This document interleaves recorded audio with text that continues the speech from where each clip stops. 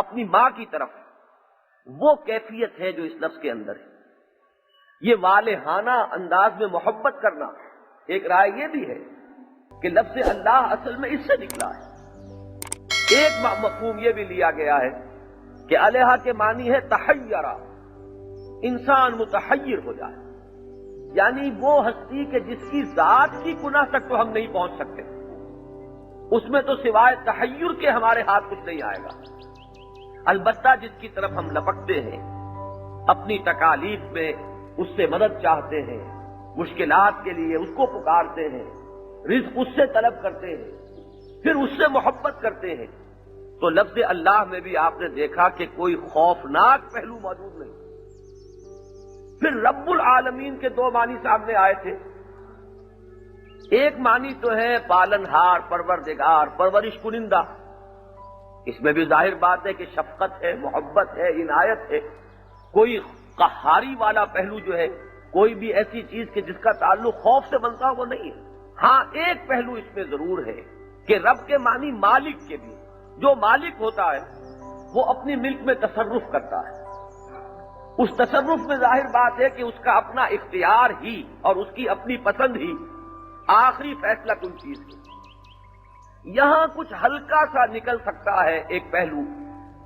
کہ مالک اپنی ملک میں جس طرح سے تصرف کرنے میں آزاد ہے، وہ اس کا پابند نہیں ہے کہ اپنی ملکیت سے یہ پوچھے کہ میں کیا کروں اور کیا نہ کروں۔ تو یہاں جو پہلو نکلتا ہے، میں یہ سمجھتا ہوں کہ اس کی تلافی کے لیے یہ الرحمن اور الرحیم، دو اسما جو دونوں رحمت سے مشتق ہیں،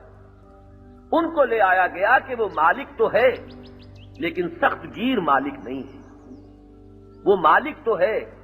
لیکن جابر مالک نہیں ہے، وہ مالک ہے یقیناً، اس میں کوئی شک نہیں، اور اس کا اختیار مطلق ہے، وہ جو چاہے کرے، لیکن جہاں یہ پہلو ہے وہیں وہ رحمان بھی ہے اور رحیم بھی ہے بیک وقت۔ تو اگر کسی درجے میں کوئی پہلو نکلتا تھا اس میں کہ جس میں کوئی جبر کا پہلو یا کوئی اللہ تعالی کی ذات کی طرف بجائے اس کے کہ انسان والہانہ انداز میں پڑھے، اس کے اندر کوئی خوف کا، کوئی او کا جذبہ، جس کو انگریزی میں AWE او کا جذبہ کوئی پیدا ہو سکتا ہو، تو اس دونوں کو لفظ رحمان اور رحیم نے آ کر اس کی ایسی تلافی کی ہے کہ وہ مالک ہے لیکن نہایت شفیق، نہایت رحیم، نہایت ودود، نہایت رحم کرنے والا، وہ رحمان بھی ہے اور وہ رحیم۔ یہ میں نے اس لیے وضاحت کی ہے، اس سے پہلے بھی کئی مرتبہ میں نے عرض کیا ہے کہ عیسائی مستشرقین نے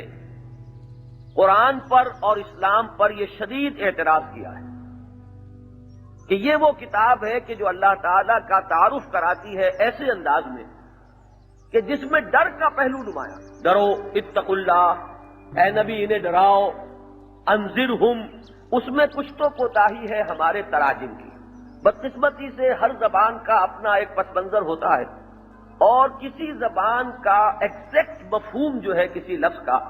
دوسری زبان میں ادا کرنے کے لیے ضروری نہیں ہے کہ آپ کو مناسب لفظ مل جائے۔ اب خوف کا لفظ بھی عربی زبان کا ہے، اس کا بھی ترجمہ اردو میں ہم ڈر سے کر دیں گے، انگریزی میں فیئر سے کریں گے۔ تقویٰ کا لفظ بھی عربی زبان کا ہے، اس کا ترجمہ بھی ڈر ہو جائے گا، ڈرو اللہ سے، اتقوا اللہ۔ تو یہ مختلف جو الفاظ ہیں ان میں جو فرق و تفاوت ہے اس کو ہم صحیح طور پر تراجم میں بیان نہیں کر پائے، ورنہ واقعہ یہ ہے کہ تقویٰ اور ہے، خوف کسی اور شے کا نام ہے۔ انذار کے معنی ڈرانا نہیں ہے، انذار کے معنی خبردار کرنا ہے، تقویٰ کے معنی ڈرنا نہیں ہے، بلکہ اس میں ایک بچاؤ کا پہلو ہے کہ جیسے کسی سعادت مند بچے کو اپنے والد کا خوف ہوتا ہے، یہ ڈر اور ہے، اور سانپ کا ڈر، بچھو کا ڈر، شیر کا ڈر یا اور کسی غول بیابانی کا خوف، یہ بالکل دوسری طرح کی چیز ہے۔ والد سے جو ڈر ہے اس میں در حقیقت جو بنیادی چیز ہے وہ والد کی محبت ہے، والد کی شفقت بچے کے سامنے ہے، بچہ یہ نہیں چاہتا کہ میرے والد مجھ سے ناراض ہو۔ یہ انداز جو ہے یہ ہے در حقیقت تقویٰ کے لفظ کا مفہوم۔ لیکن جب اس کا بھی ہم ترجمہ ڈر کر دیں گے، خوف کا لفظ بھی قرآن میں آتا ہے، وہاں بھی ڈر، انذار کے معنی خبردار کر دینا، ڈرانا نہیں۔ ایک شخص ہے جو چلا جا رہا ہے سڑک پر اور آپ دیکھ رہے ہیں کہ وہ نابینا ہے اور آگے جو ہے سڑک کھدی ہوئی ہے، تو آپ اسے خبردار کرتے ہیں، وارن کرتے ہیں، دیکھنا بھائی وہ آگے سڑک جو ہے کھدی ہوئی ہے۔ اور اگر کہیں آپ کو محسوس ہو کہ یہ تو اندھا ہی اندھا نہیں ہے، بہرا بھی ہے، تو پھر آپ بھاگیں گے، جا کر اس کا ہاتھ پکڑیں گے، کپڑا پکڑیں گے۔ یہ وہ بات ہے جس کو حضور نے ایک تمثیل میں بیان کیا کہ میری اور تمہاری مثال ایسی ہے کہ آگ کا ایک بہت بڑا گڑھا ہے، تم اس میں گر پڑنا چاہتے ہو، تمہیں نظر نہیں آ رہا، تم صرف اس دنیا کو دیکھ رہے ہو، آخرت تمہاری نگاہوں کے سامنے نہیں، لہذا وہ جہنم تمہیں نظر نہیں آ رہی، مجھے اللہ نے وہ دکھا دی ہے، تو میں تو اب تمہارے کپڑے پکڑ پکڑ کر تمہیں گھسیٹ رہا ہوں کہ اس گڑھے میں مت گرو۔ اب یہ ہے انذار کا تصور۔ تو کہاں خوف کا معاملہ، اس میں ہمدردی ہے، اس میں خلوص ہے، اس میں خیر خواہی کا پہلو ہے، اس میں جس کو ڈرایا جا رہا ہے اس کو ڈرانا نہیں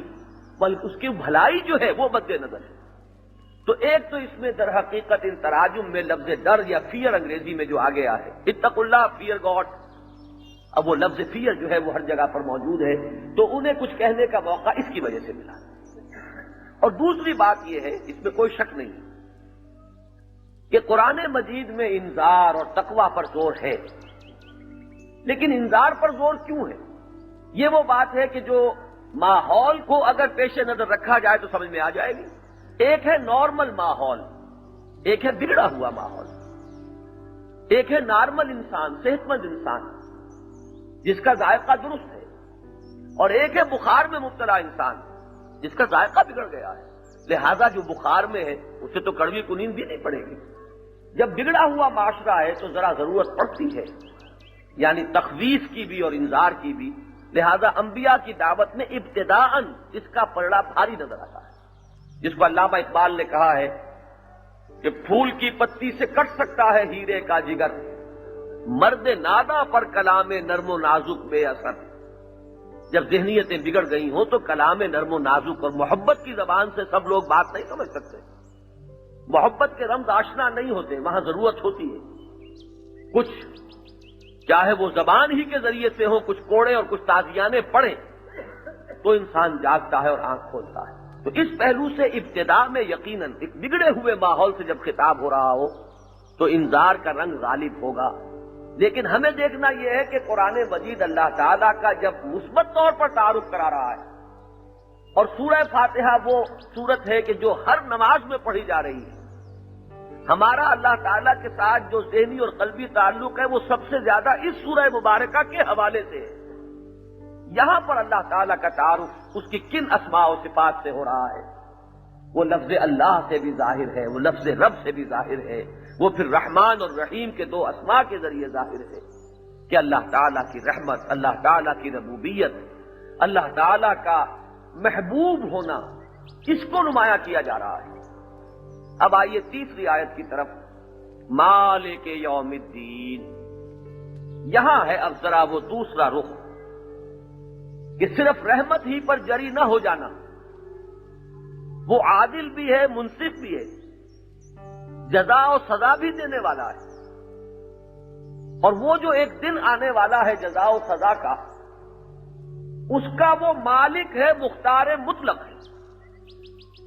اس پہلو سے غور کر لیجیے، اور ہمارے لیے اب آسان ہے اس لیے کہ ہم حقیقت و اقسام شرک پر کافی وقت لگا کر اس موضوع کو سمجھ چکے ہیں۔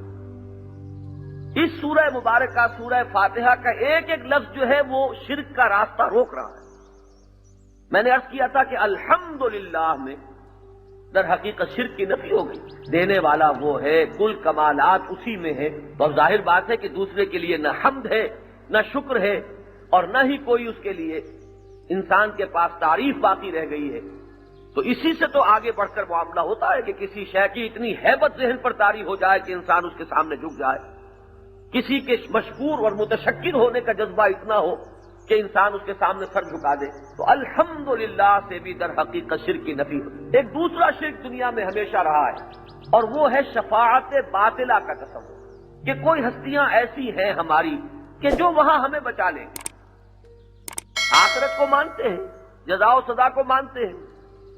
لیکن یہ کہ کوئی ہستیاں ایسی ہیں کہ جو ہماری سفارش کریں گی اور ہمیں چھڑا لیں گی، اس کا نتیجہ کیا نکلے گا کہ پھر